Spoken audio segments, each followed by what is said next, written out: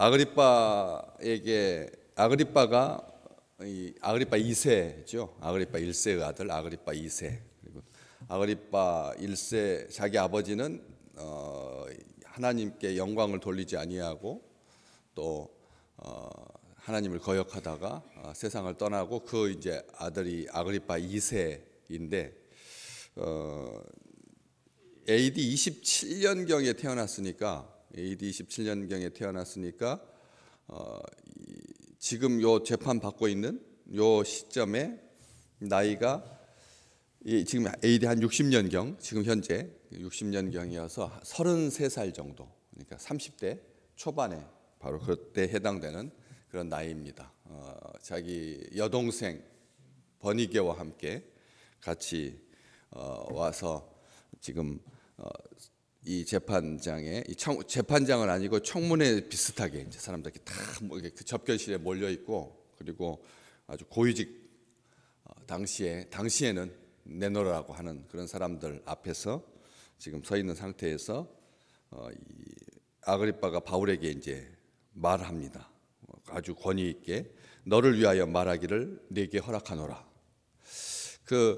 보통 앞에 있는 말은 불필요한 말이죠.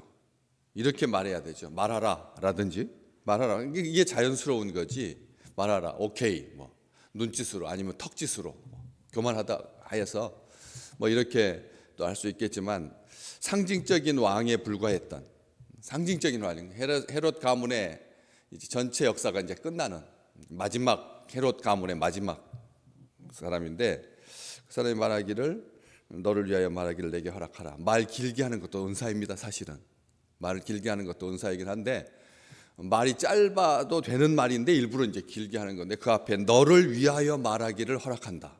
너를 위해서 말하기를 허락한다. 이게 이 백성을 살피는 왕의 언어잖아요. 누구한테 말하라고 할 때 그냥 말해라 하는 거하고 너를 위해서 말해라 라고 하는 거하고는 한 소절이 들어가 있긴 하지, 들어가서 말이 풍성해지는 너그러워지는 자비로워지는 왕 같은 굉장히 권위적인 말입니다. 그런데도 불구하고 보호하고 들으려고 하는 좋게 본다고 하면 상징적인 존재임에도 불구하고 권위 있게 말하는, 그가 17살에 아버지가 세상 떠나서 왕이 될 수가 있었습니다. 그렇지만 나이가 17살 너무 어리니까 다시 총독을 보내가지고 로마에서 총독이 한 20살이 넘을 때까지 한 4, 5년 정도를 총독 정치를 하고 땅덩어리를 왕으로 내준 자리가 레바논의 그 조그만 산 사면에 있는 레바논의 산맥 한쪽에 있는 조그만 나라에 그냥 분봉왕으로 그렇게 세웠다가 한 5년 뒤에 왕 그래도 제대로 하는 걸 보고 로마에서 유대 지역 전체를 다 다스릴 수 있도록 그렇게 허락한 그런 왕이거든요. 그런데 나쁘게 보자면 너를 위하여 말하는 것을 너에게 허락한다. 내가 허락권자는 나다. 참 놀라운 말이죠. 말하고 못하고를 결정짓는, 이게 교만한 말이죠. 사실은 그렇잖아요. 말을 하고 하지 못하게 할 수 있는 그런 권한을 가졌다. 굉장히 돼 있지만 그것과 관련해서 보자면 한껏 위세를 떨치면서 한 말이라는 거죠. 한껏 위세를 떨치며 앞에다가 그렇게 수식어를 꾸밀 수 있다는 거죠. 아그리빠가 바울에게 이르기를 하기 전에 그 앞에 아그리빠가 한껏 위세를 떨치면서 바울에게 말하기를 너를 위하여 말하는 것을 너에게 내가 허락한다. 내가라고 하는 그 말을 내가 너에게 너를 위하여, 언어는 다 너를 위하여 너에게 허락한다니까 너 중심인 것 같은데 사실은 그 말들을 가만히 보면 자기가 더 그런 것을 내가 허락할 수 있는 자다. 말로는 그러니까 이게 굉장히 정치적인 용어라는 겁니다. 정치적인 용어이고, 그리고 자기를 드러내려고 하는 한껏 위세를 떨치면서 그런 표현이라고 하는 것이죠. 그럴 때 바울이 한 행동이 참 독특한 표현입니다. 많이 보셨던 표현이기도 하고요. 21절 말씀에 보면 바울이 손을 들어서 변명했다. 바울이 변명할 때 여러분 손을 들어서 변명하시나요? 때, 애들을 이렇게 꼬지를 때, 다른 사람들을 책망할 때 그가 변명하면서 어떤 식으로 변명하죠? 보통은 손을 모으고 변명하지 않나요? 손을 들어서 변명하나요? 손을 모으고 하나, 손을 변명하고. 그런데 상황이 바울은 지금 착고에 채워진 상태, 죄수의 상태거든요. 그러면 잠시 동안 청문회니까 들으려고 많은 사람들 앞에서 불쾌감을 주지 않으려고 수갑을 풀었나? 아니면 수갑을 찬 채로 들 수는 없어. 발하고 손하고 엮여져 있는 그런 착고 형태인지라 그럴 수는 없다. 그러니까 이걸 자유롭게 풀어줬나? 생각할 수 있게 만드는 표현입니다. 이 손을 들었다라고 하는 표현이 우리가 이 손을 들었다, 잠시 풀어줬나? 근데 그런 걸 떠나서 그냥 떠나서 손을 들어서 변명을 했다. 그냥 변명한 게 아니라 입을 열어서 변명한 게 아니라 손을 들어서 변명했다. 이렇게 강력히 변명했다. 아니면 힘들어하면서 변명했다. 뭐 이런 말 없지. 그런 수식어가 그런 게 붙어야 되잖아요. 차분하게 변명했다라든지 아니면 횡설수설했다라든지 뭐 이런 말들이 나와야 되는데 이 쭉 이어서 29절까지 26장 전체입니다. 다 전체 말을 지금 바울이 하고 있는데 바울이 손을 들어서 변명했다. 이 손을 들어 그러면 수갑 채워진 것 빼고 손을 들어서 변명했다라고 하는 말은 주눅들지 아니하고 아주 자유롭게 자연스럽게 말할 때 우리가 이렇게 아무 말도 이렇게 입만 말하는 거 하고 그다음에 제스처를 쓰는 거하고는 어때요? 생각 보시기에 자연스럽잖아요. 이거 이렇게 그냥 말만 하면 부자유스러운데 이게 제스처를 써가면서 이렇게 하면서 이렇게 모으면서 뭐 이렇게 하면서 하면 자연스러워지고 또 집중하게 된다는 거죠. 집중하게 하는 효과가 있습니다. 가만히 말소리만 들리는 거하고 몸동작이 따라오는 것에 따라서 얼마나 차이가. 그래서 연극할 때 몸동작을 크게 하는, 몸동작을 크게 해가지고 이렇게 하는 게 바로 사람들의 시선을 집중하고 잘 듣게 하려고, 다시 말하면 정성을 다하여서 정성껏 그런 것 위축되지 아니하고 소심하지 아니하고. 손을 들어서 변명했다라고 하는 말은 적극적으로, 또 손을 들어서 변명했다라고 하는 말은 짜증내지 않고 화내면서 막 지겹다는 듯이 하도 이 사람 물어보고 저 사람 물어보고 똑같은 말 지금 세 번째 하고 있는 거예요. 사도행전에 지금 세 번째 기록되고 있는 겁니다.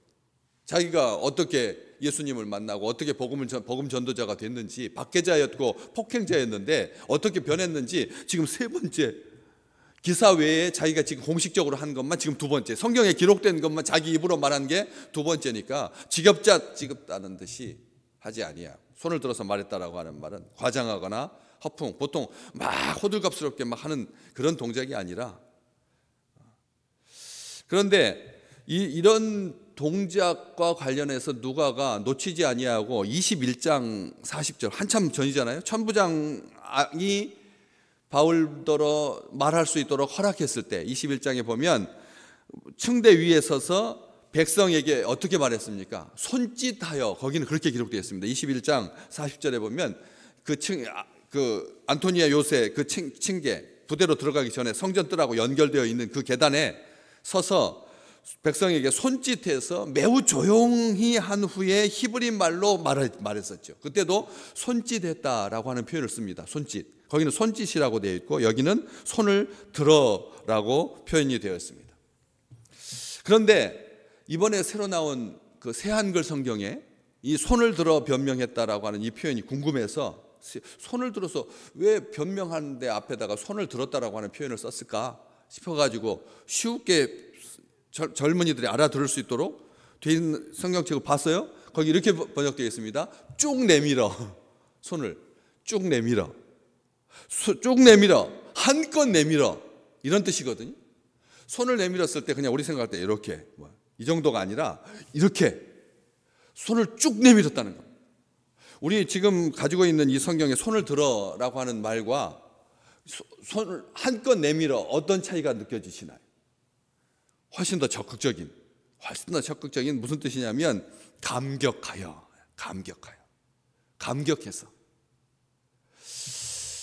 반복되고 있는 2년 동안 지금 억울하게 구류 상태에 있고 지금 한치 앞을 내다볼 수가 없는 거죠. 계속 이러다가는 계속해서 이거 재판을 하다가 여기서 끝나는 거 아닌가? 로마에 우리 주님께서 보내주시겠다고 말씀해 주셨고, 로마도 보아야 하리라 자기도 그렇게 말했고, 로마에 가서 네가 왕들 앞에서, 높은 사람들 앞에서, 사람들 앞에서 나를 증언할 거다 해주셨는데, 이거 이러다가는 이거 계속 여기서 이렇게 있고 마는 거 아닌가? 지금 자기 나이를 봤을 때 아주 심각한 상태였거든요. 혼란스러웠고, 하나님이 분명은 약속을 해주셨는데 언제 이루어지나? 그래서 계속 안나와 시므온처럼 예수님 기다리다가 이제 지금 끝나는 것 아닌가? 이런 생각을 하고 있었는데 쭉 내밀어서 감격해서 하나님 앞에 기도하듯이, 손을 쭉 내밀었다라고 하는 말은 기도하듯이, 이제는 무엇 때문에 이렇게 감격했을까요? 바울이 왜 이게 지금 감격할 상황입니까? 개선될 것은 하나도 보이지 아니하고 재판이 속죄됐을 뿐인데, 변명한 기회를 얻었을 뿐인데, 끝났구나, 죽었구나 이제 싶었는데, 이게 그 바울이 로마행은 이미 결정된 거거든요.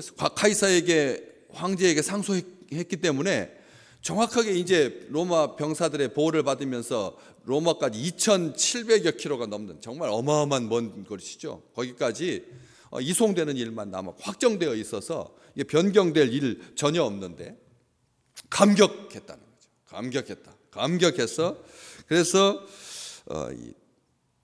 손을 번쩍 내밀었다라고 하는 건데, 그것과 연결시켜서 그가 손을 번쩍 힘껏 앞으로 내민 이유가 바로 뒷말에 나옵니다. 2절 말씀에 아그리빠 왕이여, 유대인이 고발하는 모든 일을 오늘 당신 앞에서 변명하게 된 것을 어떻게 생각한다고요? 바울이 다행히 여기나이다. 이 다행이라고 하는 말, 우리가 한국어에서 지금 아그리빠 왕 앞에 바울이 구차하게 변명을 늘어놓고 있는 이런 이 변명이 우리가 판단할 때 어떤 일입니까? 바울에게 다행스럽다라고 하는 말은 변명할 기회를 주셨기 때문에 다행히 여긴다라고 하는 표현이죠. 변명할 기회를 주셔서 다행스럽게 생각합니다. 이런 정도밖에 안 되잖아요, 말이.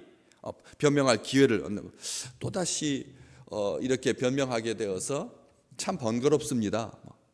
해서 앞 변명하고 뒷 변명하고 이렇게 차이가 나는, 앞에서 히브리 자기 동족들에게 했던 그 변명하고 지금 왕 앞에서 정식으로 많은 사람들이, 기록자들이, 관찰자들이 자기의 다 업무 일지에, 자기 일기에 다 썼을, 어딘가의 역사에 지금 남아있을, 숨겨지지 아니할 그런 최고의 기회의 자리에 자기가 이 변명하게 된 것을 다행스럽게 여긴다.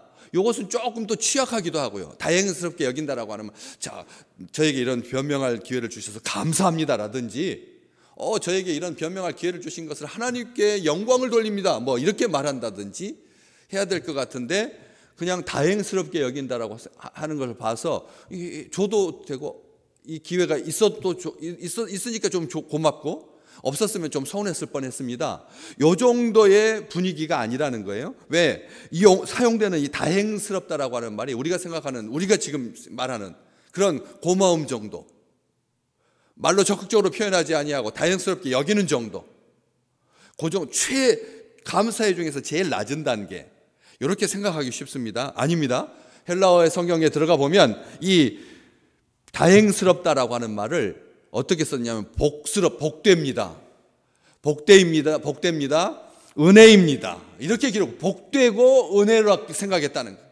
오늘 사랑하는 주의 백성들이요, 우리에게 허락해 주신 모든 기회가 그렇잖아요. 오늘 우리에게 하나님께서 또 하루를 기도하면서 시작할 수 있도록 하나님의 전에 올라와서 감격하면서, 기대하면서, 기다리면서 시작할 수 있게 해주신 것은 하나님의 은혜입니다. 하나님의 은혜라고 하는 것이죠. 그냥 내 생애, 내 삶의 스케줄 가운데서 자연스럽게 연결되고 있는 어떤 일이 아니라, 우연이 아니라, 그냥 우리 생각하는 다행이 아니라 하나님께서 주신 우리에게 복이다라는 거예요. 복으로 여길 수 있는 그런 이 마음, 은혜라고 생각하는, 분명히 주님께서 말씀하셨습니다. 내 이름을 이방인과 임금들과 이스라엘 자손에게 전하기 위해서 내가 택한 나의 그릇이다. 우리 주님께서 바울을 부르셨을 때 바울에게 약속해 주신 그 약속이 성취되었기에 바울은 감격해서 아그리빠 왕에게 변명하게 된 것은 하나님의 은혜요 복이라고 고백하고 있는 것이죠. 하나님의 은혜요 복이라고 고백했다라고 하는 것이죠. 하나님께서 함께해 주셨고 하나님의 때에 이루어 주셨다라고. 변명을 자꾸자꾸 해가는 건 참 구차한 일 아닙니까? 변명이라고 하는 말 자체가 벌써 이 성경을 새롭게 우리 시대에 맞게 여러분들 생각하기에도 변명이라고 하는 것은 변명일 뿐이잖아요. 그런데 지금 말로 바꾼다면 이것은 변론이거든요. 사실은 변론인 겁니다. 변명이 아니라 말 차이가 이렇게 차이가 나는 거예요. 그렇기 때문에 우리는 쉽게 생각할 수 있어요. 구차하게 생각할 수 있습니다. 번거롭다라고 생각할 수 있습니다. 그렇지 않았다는 거죠. 바울은 하나님께서 약속을 이루어 주신 거다. 하나님의 때에 약속을 이루어 주셨기 때문에 감격하여 손을 쭉 내밀고 쭉 뻗어서 왕한테 구차하게 목숨을 구걸하려고 이렇게 내민 게 아니라 왕한테 의지하여서 살려달라고 손 내민 게 아니라 뭐 하려고요? 하나님께 감격하여 그래서 우리 주일날 우리 여전도사님 찬양할 때마다 손을 들자고 하니까 좀 귀찮기도 하죠. 여러분 그냥 조용히 찬송하고 싶은데 자꾸 손을 들라고 하니까 두 손 다 드는 사람, 너 번쩍 드는 사람, 중간쯤 드는 사람, 저같이 한 손만 드는 사람, 아니면 어정쩡하게 이렇게 하는 사람 다양하게 많습니다. 그런데 바울은 이 자그마한 일에도 어떻게 했다고요? 손을 쭉 내밀었다. 쭉 내밀었다. 하나님 앞에 항복하듯이 하나님의 은혜에 감격하여 손을 들고 찬양했다는 거지. 오늘 그런 굉장한 일이 주의 백성들에게 가득하시기를 주의 이름으로 축복합니다. 이 나라가 통일됐다라고 하는 소리를 딱 들으면 여러분 어떻게 반응하겠어요? 난리 나지 않겠습니까? 우리나라가 하나가 되었다, 통일이 되었다, 복음으로 하나가 되었다, 하나님께서 은혜를 베풀어 주셨다 했을 때 어떻게 될까요? 손을 그냥 가만히 만세 이럴까요? 네. 감사합니다 이렇게 할까요? 아닙니다. 있는 손 없는 발 다 뻗어서 정말 난리 난 듯이 우리가 광화문으로 아마 쏟아져 갈 것 같아요. 광화문으로 사람 많이 모일 수 있는 곳으로 부둥켜 안고 막 눈물을 흘리고 그날이 그려지십니까? 하나님께서 그런 좋은 날을 우리에게 주실 줄로 믿습니다. 좋은 데 사람 세우는 거 중요합니다. 사법체계가 반듯해지는 것 중요한 겁니다. 죄를 죄라고 말하는 것, 그 은혜를 하나님께서 주셔야 합니다. 그런 은혜가 그래서 편팔로 우리를 붙들어 주시는 그런 놀라운 은혜가, 그 감격이 머지않아 주님의 때에 이루어져서 손주만 대학에 합격해도 만세 부르는데, 그렇잖아요. 오랜 질병에 시달리다가 질병이 나와서 외양간에서 나온 송아지처럼 기뻐 뛰는 법인데, 그래서 정말 국격을 세우시는, 우리나라의 국격을 무너진 자존심을 하나님께서 일으켜 주신 그 선한 날을 바라보면서, 그래서 하나님의 이름이 세워질 그 놀라운 은혜에 복되다라고 감격하여서 하나님 앞에 찬양하는 우리 식구들 되시기를 주의 이름으로 축복합니다.